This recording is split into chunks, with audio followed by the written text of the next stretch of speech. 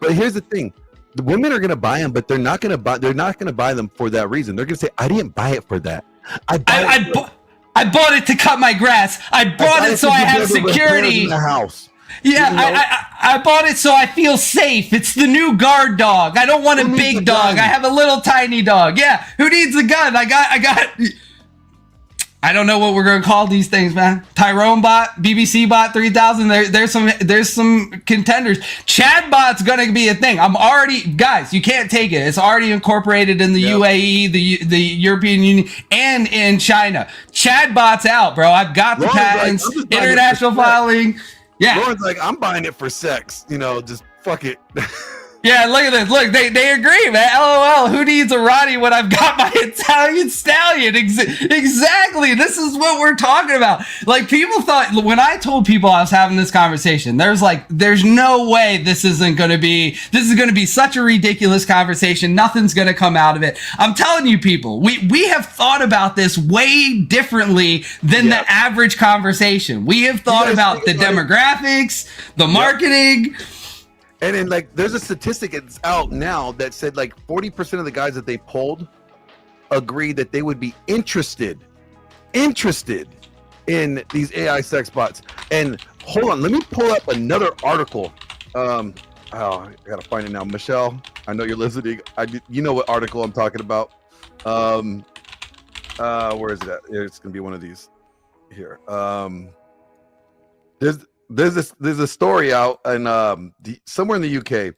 This guy took one in Vegas too. Oh, there's one in Vegas now too. Wow. So the one in Vegas is experimenting with this, and essentially what it is right now is they're like girlfriend experiences. You know what I mean? If you're familiar with that, like the girlfriend experience is something that OnlyFans models sell. I thought it was just you have a girlfriend and then that's your experience.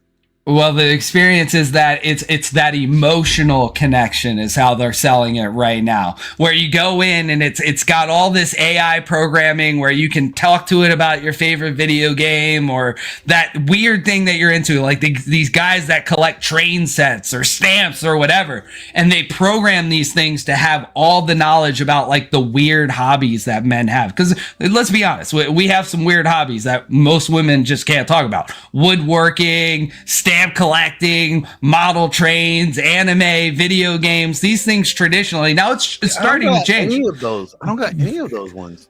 Dude, I'll tell you what though, a lot of women are starting to get into the anime and video games. So that one's becoming more gender, less specific. They're marketing it and they're doing it in the lingerie. But I want to read this real quick. It says, like, this is the guy that owns this doll, right? He says, people can be bad. Now, remember, they destroyed this doll. And they're like, he said, because they did not understand the technology and did not have to pay for it. They treated the doll like barbarians. Like these guys just this was at like this what is it? Like one of those expo, the art electronica festival, right? And these guys just surrounded it and just started just doing it like a gangbang on this damn doll, and they broke it. People can be bad, said Santos, because they did not understand the technology and they did not have to pay for it. They treated the doll like barbarians. This is what happens to all the robots. Remember when they tried to put that robot hitchhiker across the country? It didn't make it out of Philly, bro.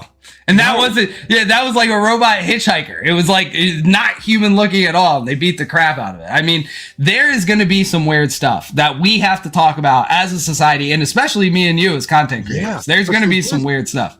Where do we draw the line, though? Is there going to be a line for morality in this? Is the question.